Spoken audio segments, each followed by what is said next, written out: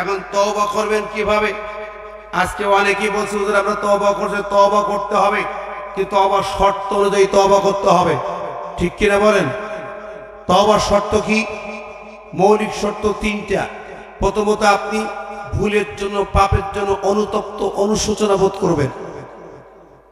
কোরআনের যে আয়াতে তাহরিমে বলা হয়েছে ইয়া আইয়ুহাল্লাযিনা আমানু তুবু ইলাল্লাহি তাওবাতান নাসুহা, ওই আয়াতের তাফসীরে পাবেন তাওবাতুন নাসুহা তিনটি শর্ত।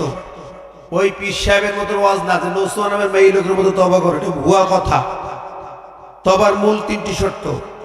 এক নম্বর, অনুতপ্ত হওয়া, আমি এই ভুল করেছি, অনুশোচনা হৃদয়ের মাঝে আনা, আমার ভুল হয়েছে, অন্যায় হয়েছে।